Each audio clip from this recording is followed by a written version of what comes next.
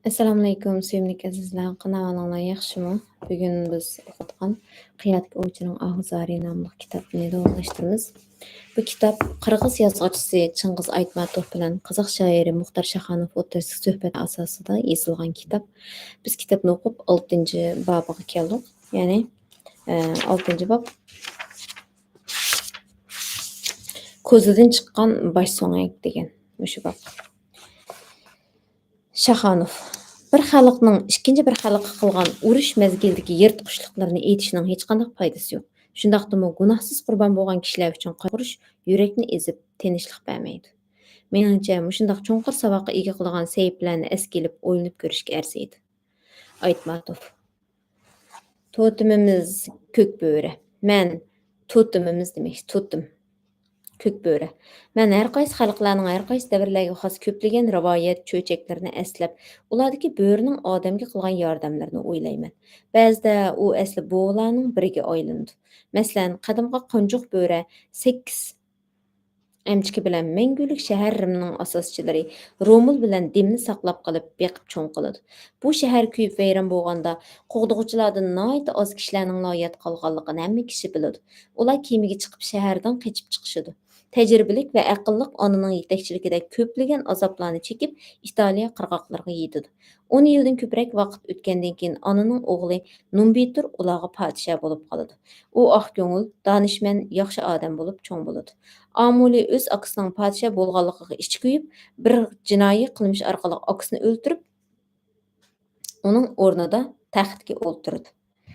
Bu yerda bo'lganligiga ichi kuymaydi, hasad qiladi. Ichi kuyish degan ijobiy ma'nodagi gap. Shunda ichim kuydi deb sizga degan gap shunday yaxshi ma'nodagi gap. Hasad qilish. Bu yerda tarjimada bir ashta hasad bo'lganligiga hasad qilib, bir jinoiy qilmish orqali akasini o'ldirib, uning o'rnida taxtga o'ltirdi. Amuli podsho bo'lgandan keyin Numbiturning bolalar ichidagi barliq erkak itibar avlodlarini, bularning ichida Romil bilan Dimmu bor, yo'qotishni o'rinlashtirdi. Ularni o'ldirish vazifasi topshirilgan odamning buningga qo'li bormay, bolalarni bo'rinkirga tashlab qo'ydi. Bo'ri qanjiqi bolalarni o'ldirishning o'rniga ularga oyatlik berib, emitib cho'ng qildi. Tishi bo'ri deb o'qoya, bundoq obdan bo'rini adamning qanjiq tegizganmaydi. Ular cho'ng bo'lgandan keyin ajoyib qahramonlik ko'rsatib, xalq hokimiyatini o'z qo'llariga oladi. Rivoyat bo'yicha shu bir tuqqanlar Rimning asoschilari bo'lib qolganmish. Shaxonov. Rostla ko'plagan xalqlarning rivoyat, cho'chak, afsonalari, hatto maqol tamsillarimi o'xshash. Bu ahvol maxsus tadqiqot talab qiladi. Rim haqida so'z qo'zg'algandan keyin aytib ketay. Boshqa hech qanday rayonda qadimgi Rim imperiyasining tarixidagi tafsiliy va cho'nqur tadqiq qilingan tarix yo'q. Rimliklar boshqa xalqlarga qaraganda xeyli burunli ilmni kamolatga yetib, o'z tarixini yezib, suratlab chiqqan. Buning uchun ular yuqori hurmatga sazovor. Qadimgi tarixga zehn qo'yib qaraydigan bo'lsak,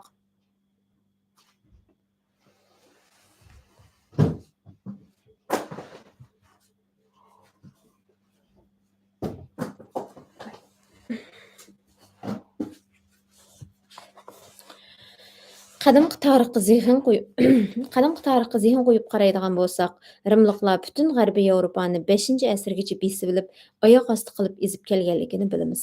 Bu kengaymichilik urushlarida to'kilgan ko'plagan qonlar yovvoyilikning belgisi emasmi?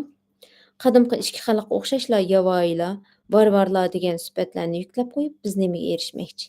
Buning qandoq ma'nosi bor? Aytmatov. Demisimi qaysi davrga qaramag'in shu vaqtlarda kuchlik bo'lganlari ko'p omadlik, qarpoyim xalq doim ayblik bo'lib qoladi. Dehqon, bog'van va nomrod chorvachilar shu besib qo'yilgan boyliqlardan boshqalar qatorini seva ilishqanmi yo'q? Ammo qadimki dunyo tarixchilari boshqa millatlarni yovvoyilar, varvarlar deb atagan bo'lsa, balkim buningga ularning cho'ng qayg'u-hasrat turtki bo'lgandi.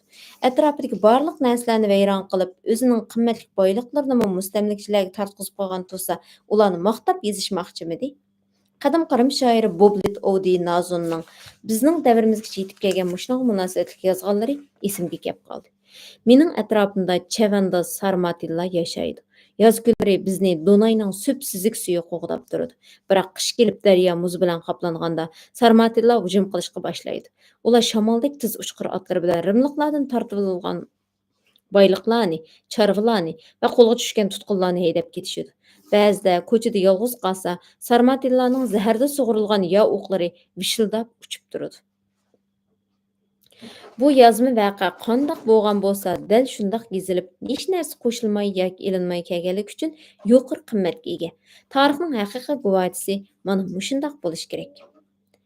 Shaxonov shundoq 24 yoshidala butun dunyoga tonilgan ashu shoirning keyingi taqdiri ichinishliq bo'pti.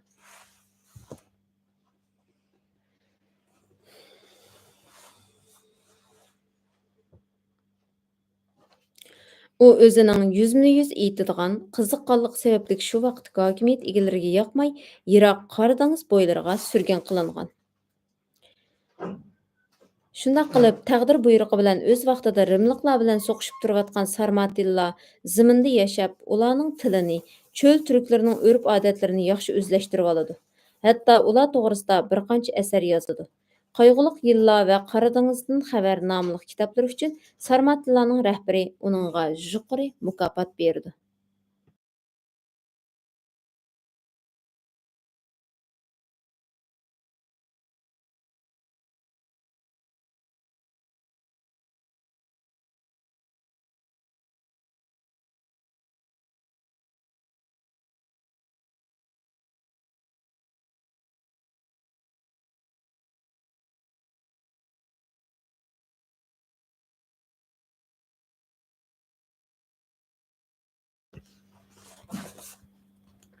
Biroq Ovdi Sarmatilla orasida qanchalik yaxshi yashasimi, har qancha yaxshi muomala qilsimi, shoirning yuragi Italiyaga talpinib, seg'inib turadi.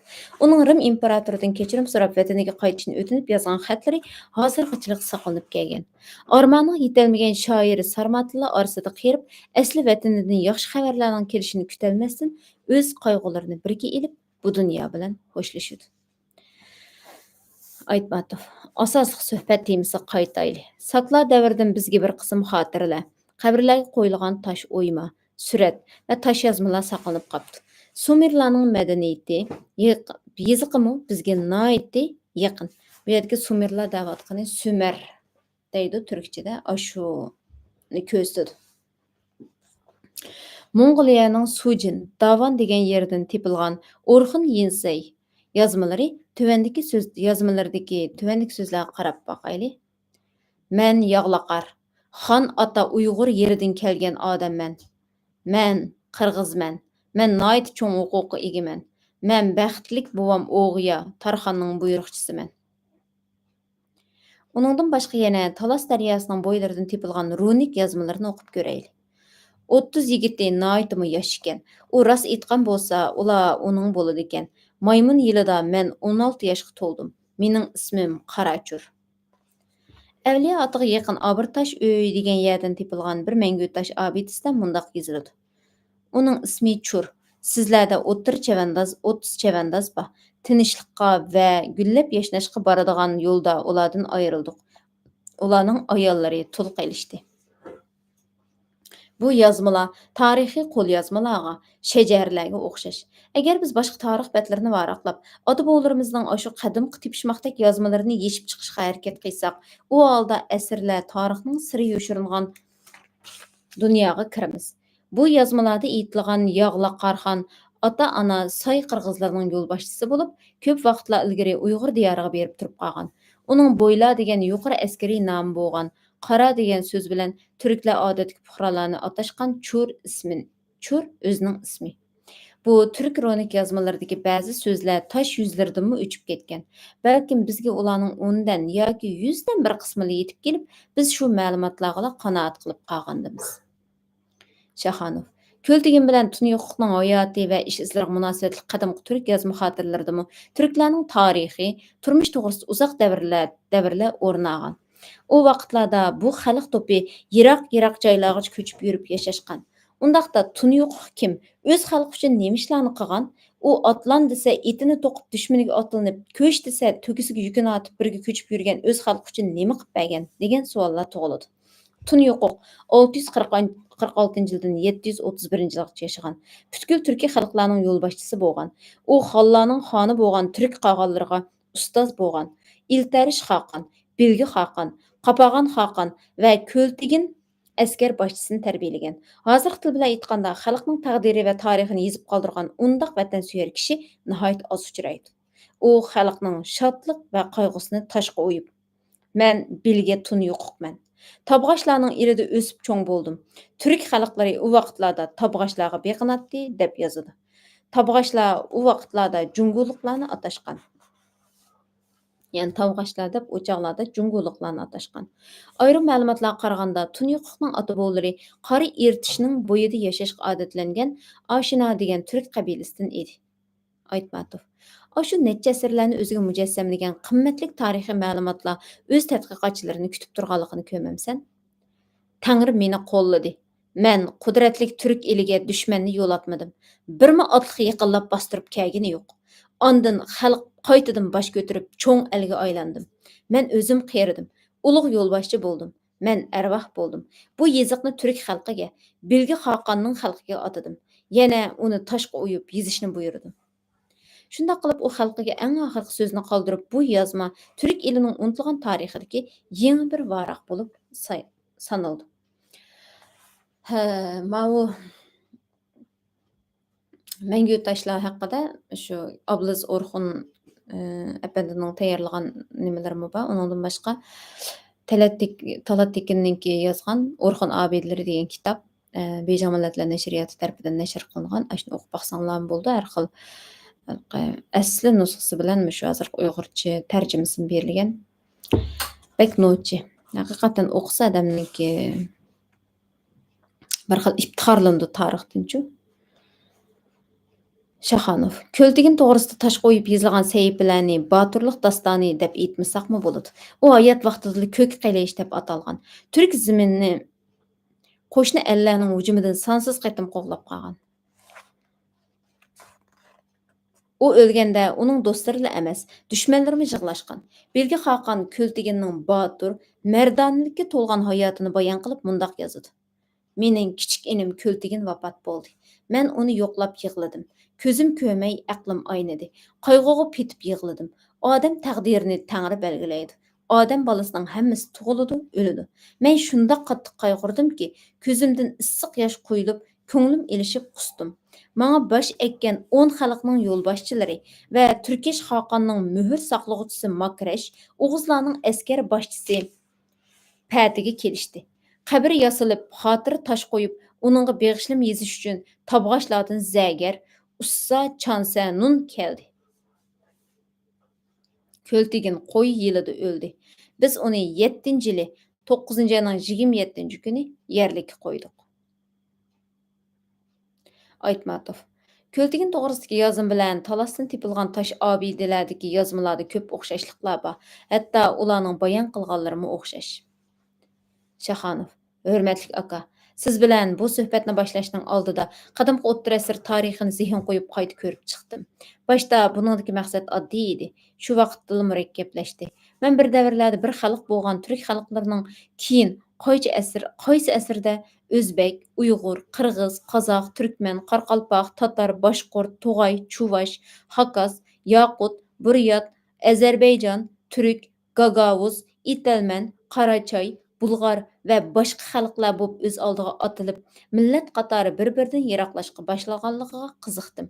Tegi-tegdi bir bo'lgan bu xalqlar bir daraxtdan har tarafga o'sib chiqqan chatoqlarga o'xshash taraf-tarafga chechilishga boshlagan.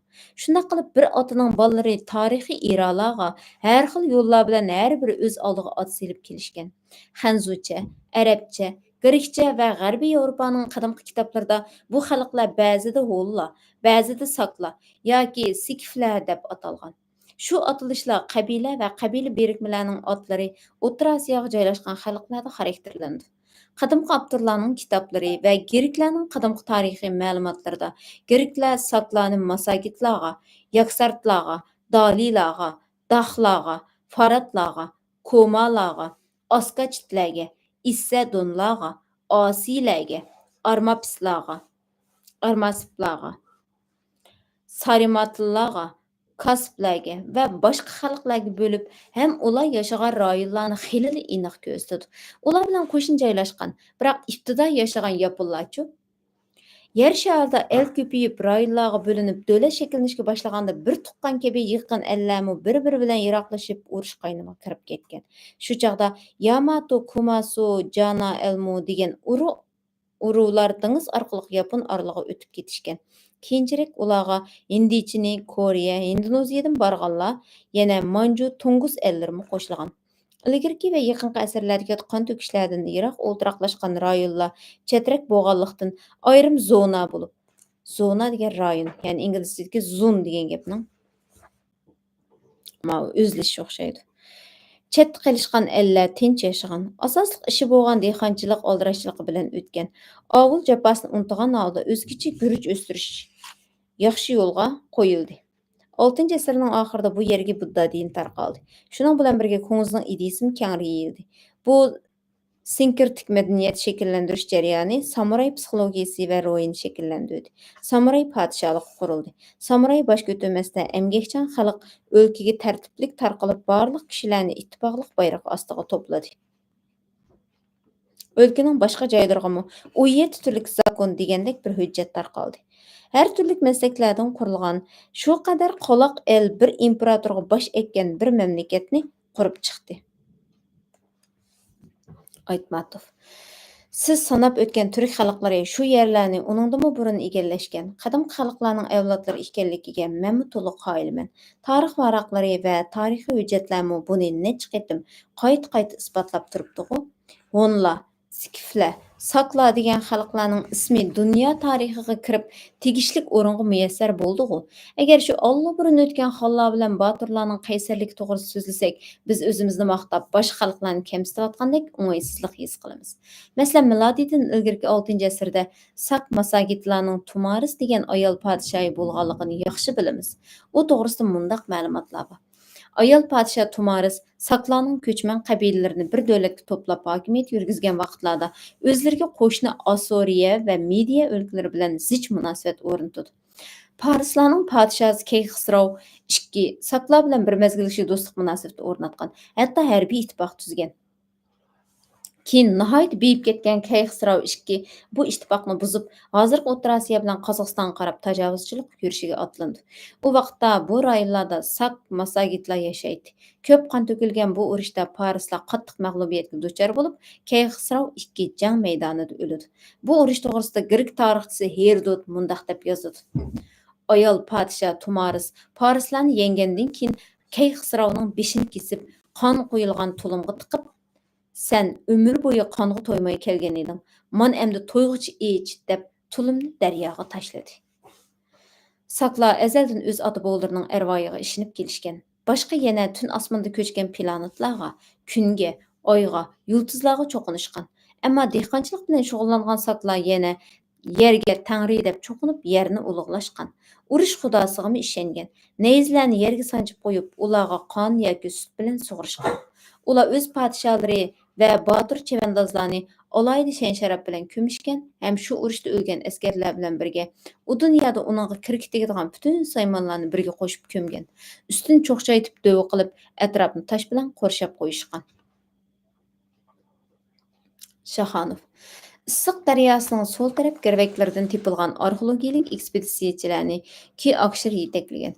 Issiq qabristonlikdagi 6 odam rostla sak askar bo'lib chiqqan. Bu dunyo arxeologiyasidagi ulug' bir echilish bo'ldi. Bu qabriston ko'milgan 17-18 yoshlardagi sak askari o'ngdisiga, beshi g'arb tarafga qilib yotqizib qo'yilgan. Beshida 200 dan ortiq oltin buyumlar bilan zinatlangan, eni 65-70 sm cho'nglikda tumoq bor ekan. Shu oltin buyumlarga har xil hayvonlar, ya'ni oqar, orqar, teka, yilpiz, ot va uchaqanotlarning suratlari tushirilgan. Oldi tarafida 2 mingizlik otning surati. Yana qandaqdir bir daraxtning yaproqlari chekilgan.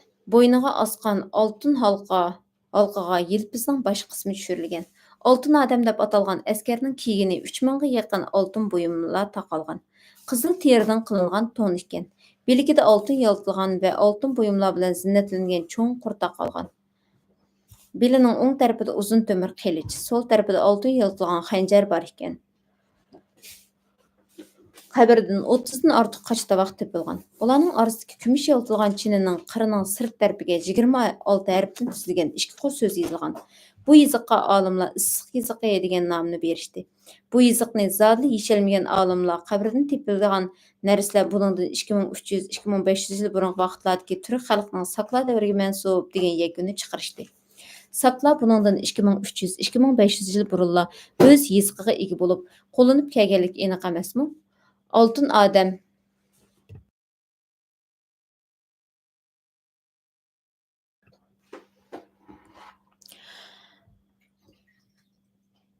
natija Oltin odam ko'plagan tarixiy etnografiyalik ko'rgazmalarga qatnashib, hozirmi yana sak davrining 5 qo'ldak dalili sifatida butkul dunyo olimlarini tan qoldirib kelmoqda. Natijada biz tushuntirilmagan narsani oltin odam tushuntirib, biz boramagan yerlarga oltin odam beryotmoqda. Har bir xalqning o'tgan asrlarga va davrlarga mansub qimmatli tarixiy yodgorliklari bor. Biz ularning bor yo'qini qadrlab, odatdagi oddiy temir yangnidan tortib, hech qaysini xo'ratmay, yo'qotmay, qadimgi zamonlardan bizga qolgan unsiz xotira, tavarik miroslar qatorida saqlab qolishimiz kerak. Biz faqat hozirgi kunning qiziqchiligi va kelgusiga intilish bilan hozirgi uchur yoki o'tgan davr masalalarini esdan chiqarib yashasak bo'lmaydi. Biz burun o'tganlarni tadqiq qilib, o'rganib, yuqori saviyaga ko'tarib tushunishga harakat qilishimiz kerak. Qadimgi zamonning belgilari va ma'lumotlari saqlanib qolgan arxivlar har bir xalqning tarixiy boyligi mirosi bo'lib hisoblanadi. Boshqa xalqlar o'z tarixi va uningdagi har bir kichik narsalarga ahamiyat berib, necha asrlar mobaynidagi miroslarini saqlab, asrab kelayotganligini ko'rganimizda, bizning o'z tariximizga tutgan muomalamiz kishining ichini ichishtirmay qolmaydi. Biz Uyg'urlarning bizningki nurg'unlagan tarixiy narsalarimiz shu ming uylarni, uningdan keyin Kiruran shahri, Turpandagi shaharlar, uningdan boshqa Xotandagi nurg'unlagan mushtaq arxeologiyalik bayqashlar bak jiq biz qo'limizga ololmadik. Biz ularni tafsiliy ega ololmadik. Shular orqali biz nurg'un tarixiy narsalarga erisha oldik. Bugun mushakichi o'qayli, davomini davomli o'qiymiz. Allohga omonat.